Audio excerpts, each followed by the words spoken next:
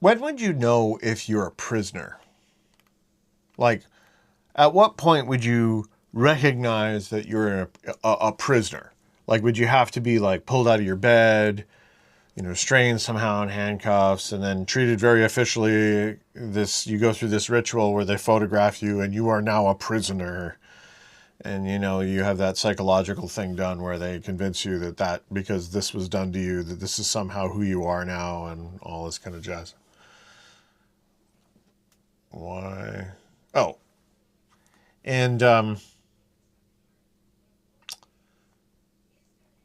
what point is that apparent to you? Like, is it when you're being handcuffed? Is that why you fight?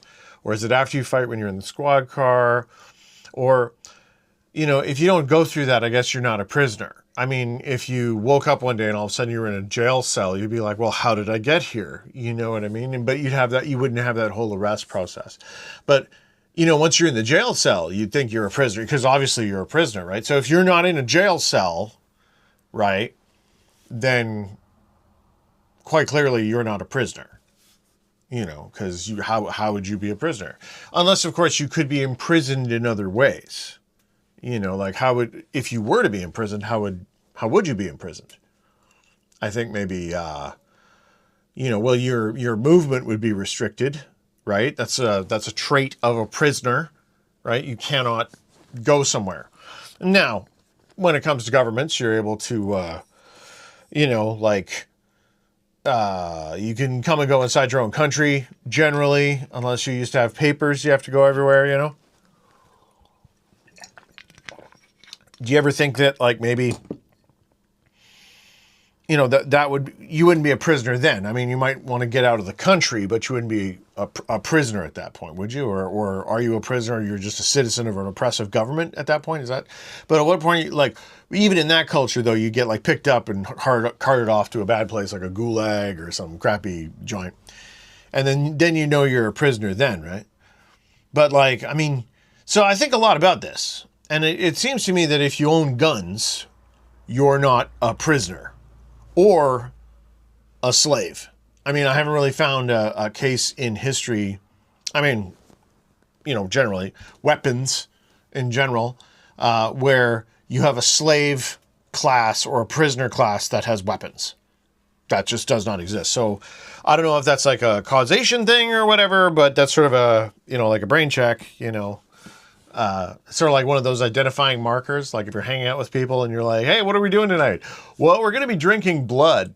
Yeah. If drinking blood is on the party planner, or like pretending like you're drinking blood, you know what I mean? Like, we're getting dangerously close with the Hammer horror film and the goth crowds, and goths, you have my heart, but like, we're not talking about that. We're not talking about, that stuff. Okay, we're talking about people doing ritualistic things artistically that involve drinking blood, or actually drinking blood, or drinking blood erupts spontaneously during this event or whatever. If that's going on, that should be like a hard stop.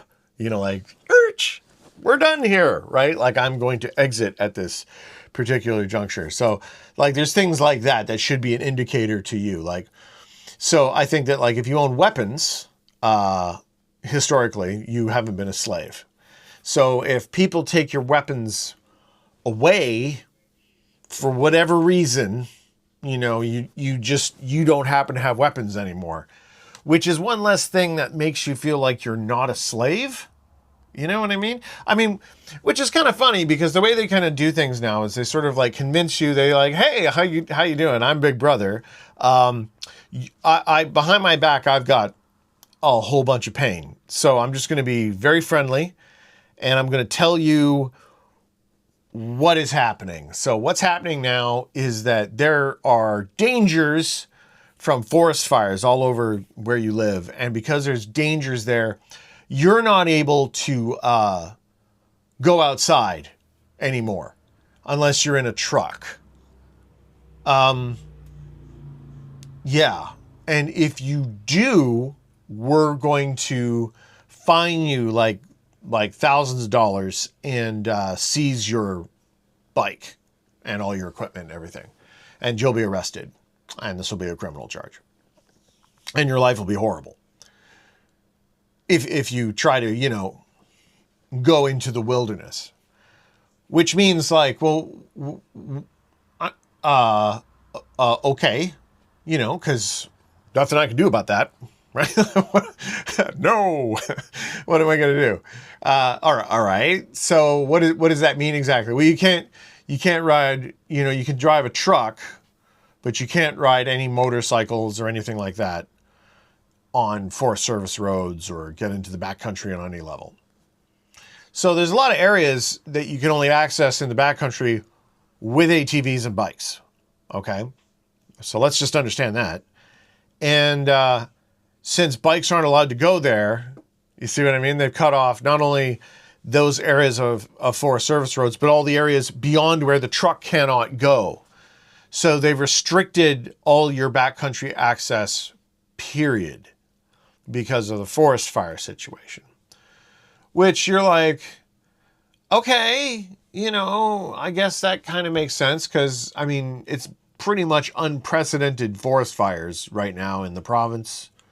So on one hand, you have, you know, my North America, heavy on the America side of me, which goes, well, you know, hey, man, I haven't done anything wrong. Okay, so why am I being punished for, you know, things that I have not done wrong? The other side of me, you know, the good socialist Canadian guy is like, well, you know, we are in a lot of trouble right now and the world is kind of on fire. Like North Vancouver is like almost on fire. Bella Cara Park is on fire.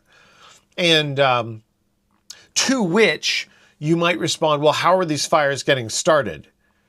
And then they'll hand you an answer, and then, you know, you start getting into some really dicey political territory about where these fires are coming from if you question the narrative, which is always, historically, if you question the narrative and they attack you, that indicates something. It escapes me what it is right now, but generally, historically, that has been a trend. This may be a brand new trend here, but I don't know. But so we got these fires, and now I'm not able to leave the cities unless I'm driving a truck. And if you drive a truck, that means you can only go on major roads because you can't go into the backcountry. So if you try to make a run for it and get into the bushes right now, you're pretty much dead. And if you try to go, well, not dead, but, you know, they'll seize everything you got.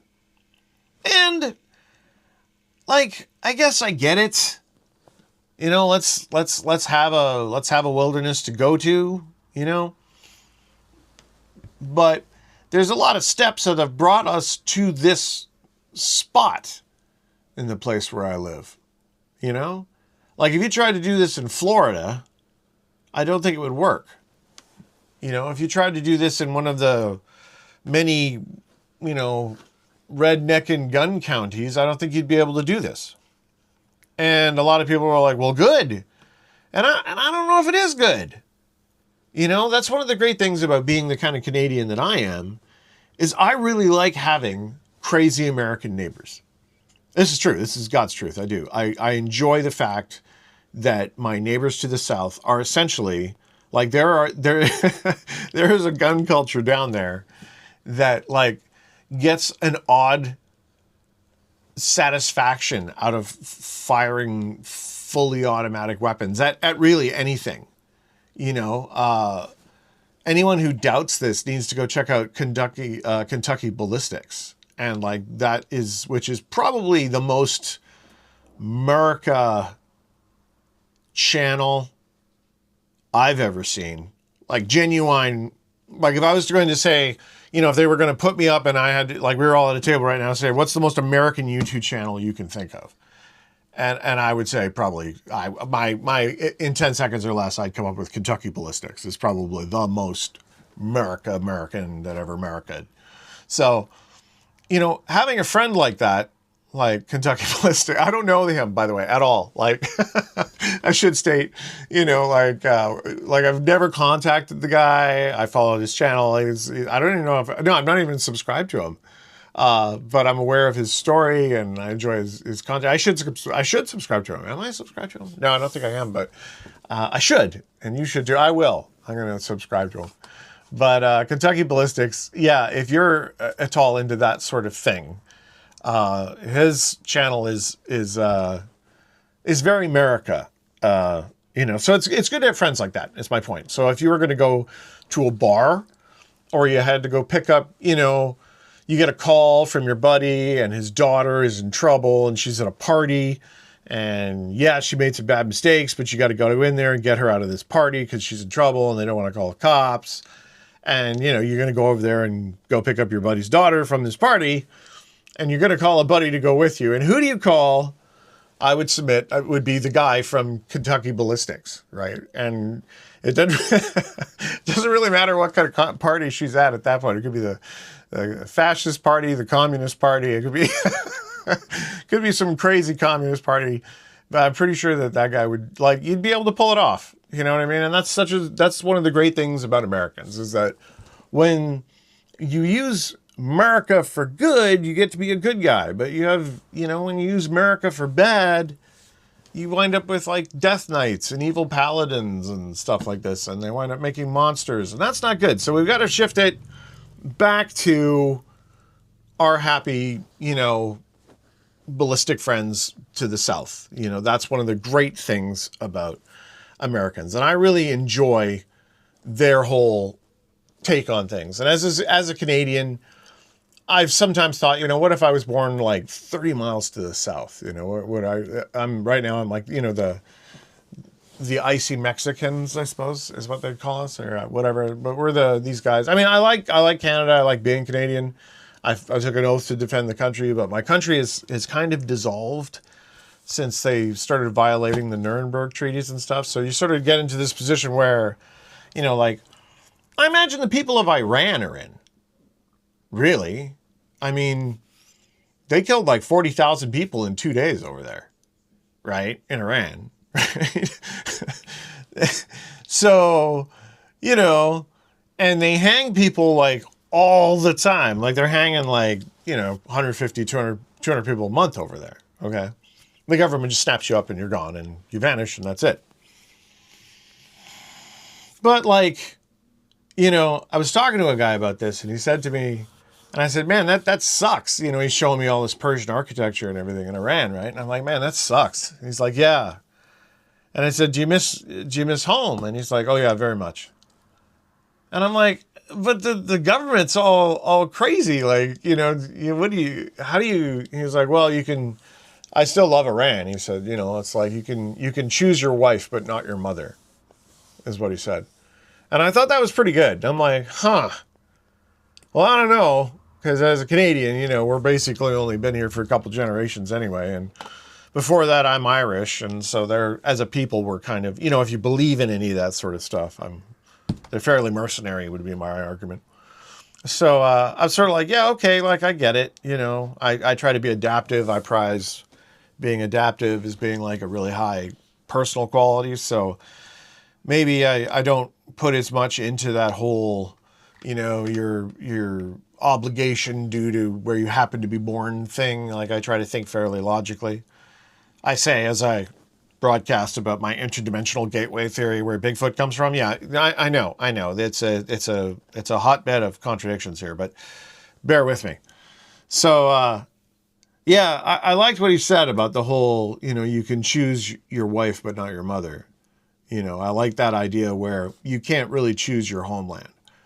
And I'm sure the people of Iran, if you go over there and you take a look at all the stuff that's going on over there, there's some crazy stuff in that country, and there's all this political shit and sectarian violence and bombs going off. But these are all these are people, man. These are nice people. They got this beautiful culture and everything, and it goes back thousands of years. That's a fact, okay? This isn't what is going on here? What are you doing? And you look at this and you're like, if the government is geeking people 6 ways from Sunday, and these people still love their home country and they just don't want to get picked up by the government, so they can't be involved with this stuff. Because again, they killed 40,000 people in 2 days. What is that? What is that? That's mass industrial crowd control, like 40,000 people in 2 days. Like, that's crazy. That's like, I don't know. Is that like a class genocide? Is there such a thing as a purge? I guess. Like, what would you call that? So, I don't really know. And you hear about this, you know, and you hear about this from people who were there, you know, and you're like, you're trying to deal with this, and meanwhile, you know, the guy who's in southern, you know, Alabama or Arkansas or whatever state it is where they can just go buy a silencer off the shelf for their 50 cal. And they're like, yeah, can you hear me now? You know, can you hear me now? Like, and yeah, you'd want to be friends with a guy who has like a long gun like that. And also, you know, make sure that it is suppressed so you don't like wake the neighbors up every time he's trying to practice shooting. But I'm just saying that that's super nuts. And that you've got this, this government in a country which is murdering its own people on that scale, you know, and there's nothing that anyone can really do about it because nobody wants to go super kinetic and you have this happening. But aside from the atrocity of it, and like, you know, that said though, I mean, hey, does anybody remember Tibet? You remember those people in Tibet? Anybody remember Tibet? That was a country. Anybody remember that? And then Tibet just got raped and they got totally taken over and destroyed. Does anybody care about that at all? You know, the Tibetan people, what about them? What happened to those guys? Is that genocide? Because it looks kind of like genocide to me. You know, like a cultural, complete, you know, destruction of these people. Like, I don't know. The whole thing seems a little bit weird to me, so. You know, I'm driving home today, and I happen to drive by this huge protest in front of the Chinese consulate in Vancouver, which, hey man, do you know who has the nicest piece of property in Vancouver? Like, arguably, probably the nicest piece of property in Vancouver is the piece of property that the Chinese consulate sits on. Like, you go check it out. It's a James Bond supervillain mansion, is what it is. Like, I'm sure that if there's going to be a movie that's coming out in the next little while, and they need to shoot it, and they want to, you know, get that Sam Fisher in there, it's going to be, that's the video game level right there, is the Chinese consulate in Vancouver. Hey, all you guys over at, you know, all the Tom Clancy video games, I'm telling you, that's the level you want to make is, yeah, go check it out, the Chinese consulate in Vancouver. Just Google that. It's a good time. Have a look around. Yeah, so anyway, in front of there, of course, is this prime piece of property overlooking all of Vancouver and everything. They got this this huge protest set up with these people who've set up, you know, Free Tibet, this huge crowd of people in front of the Chinese consulate in this beautiful neighborhood saying Free Tibet and the atrocities for, you know, all the stuff that's going down over there. And I drove by these guys and I remembered that, you know, they killed 40,000 dudes in 2 days in Iran, right? And these people know that. And they're out there holding a sign. You know what I mean? Like, without a mask on. Like, these guys are out there being like, yeah, what's happening is wrong, right? And we're dealing with, like, a culture that doesn't well, I don't know, is a culture, a political regime, maybe? But we got you know, a consciousness anomaly over here that is okay with smoking people in a huge way, like welding them inside their homes and stuff, like in crates. When an outbreak happens from a biological weapon, you know, like, at what point do you wake up and you go, hey, whoa, am I a prisoner? Well, no, you're totally not a prisoner. Life is just complicated right now. Well, I don't know, man, because like, it kind of feels a little bit like I'm a prisoner, you know, like I can still ride a motorcycle on the highways. I just can't get off the highway. So, you know, this is the first thing that's kind of happened. I mean, I remember during COVID, I knew that everything was going crazy because I tried to go to the beach and there was a man with a gun in a uniform parked in a car stopping people from going to the beach. Like, and meant it, you know what I mean? Like, you can't be on the beach. And I was like, the beach is a big place. That's like the edge of the continent, right? So you cannot go to the edge of the continent. And even if you could, they have this thing on a lot of these beaches in Canada. You can't have a fire on the beach because you might set the ocean on fire. Doesn't matter how far out you go, low tide, doesn't matter. Cannot have a fire on the beach because you might set the ocean on fire, I guess. I've never really understood why you can't have fires on the beach, but, again, and this isn't just because, we're not allowed to go outside anymore because of the fires. This is just like kind of universally as a rule in Vancouver beaches, you're not allowed to have a fire. So, yeah. But during COVID, that was the thing. And I remember that was when the light went on in my head that I'm like, okay, we're in trouble. There's something bad is happening here, And ever since then, it's been kind of a weird situation for Canadians.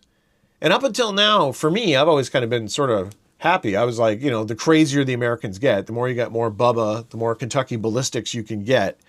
With America, you always kind of feel sort of good about it because eventually America is going to walk up and be like, stop being stupid, and smack you in the back of the head, right? And it'll say, hey, like, what are you doing? You're not going to like declare yourself a Chinese country or something, are you? Because you wouldn't have like, your Secret Service, like everybody knows that Canada is being run by the Chinese, right?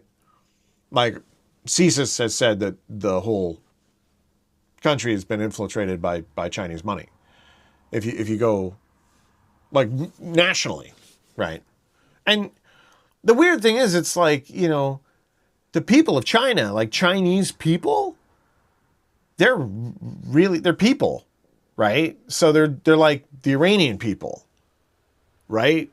So this isn't like a race thing, okay? This is like this weird governmental consciousness anomaly that it has evolved somehow that's not like in one sort of person. It's like this weird conglomerate that maybe it's a force that's being manipulated by something, or it's a multinational thing. Like sometimes they go by different forms, these kind of weird gods, and you have this like priest class, and they have meetings and chambers, and it's all very grand, but it's all to this power thing that they try to do. And these are the guys who are deciding what everybody else is supposed to do. And that's like this whole society thing, right? And because of the whole technology front, we've now entered a phase of our existence where, the bars in the room can be invisible. And they make it all seem like, no, you're choosing to stay home because you're good. And I'm like, well, not really. I'm choosing to stay home because, like, if I try to go out, you're gonna beat me with a stick. Nope, you're choosing to stay home because you're good, because you're a responsible Canadian. And like all responsible Canadians, you never put up a fuss. And you're like, yeah, I guess so. Because, to say anything else would just make you a problem. And you don't want to be a problem because problems get solved. You don't want to get solved. So, yeah. But there are people who try to have these outdated notions of things like integrity, But now if you try to have any sort of degree of integrity or conviction about anything at all, you're going to lose your job. And you're probably, like, if you're in any sort of a corporate atmosphere where they have an HR department and you say, no, I'm not doing this. Like, I don't like blue, I won't wear the color blue. There's a pretty good chance you're going to get labeled an extremist, and then you're going to be fired because you won't wear the color blue. You know what I mean? And I'm just picking that. I don't wear the color blue. It could be anything. Could be, whatever. I don't use vowels. That'd be a funny one to try to communicate with that, or I won't use written language or something. I don't know, whatever. But whatever beliefs you have, like if no matter what it is, if you have conviction about it, it's only a matter of time before somebody calls you an extremist. It's not really even, it's kind of human nature. We have this weird like community thing, and we turn in on ourselves and we try to pick these groups apart. It's very, very strange. And there's like a whole sociology thing that tries to run this stuff, and they're trying to, create jobs for people that aren't even really jobs. They just hit buttons, and now everybody's like, oh, those imaginary jobs we made up where you all just hit buttons. Yeah, it turns out that AI can do all those jobs. So those are the jobs that we created in the last 20 years that we're now like taking away because computers can do it without you now. Thanks for teaching them. And now everybody's like, oh, well, what am I going to do?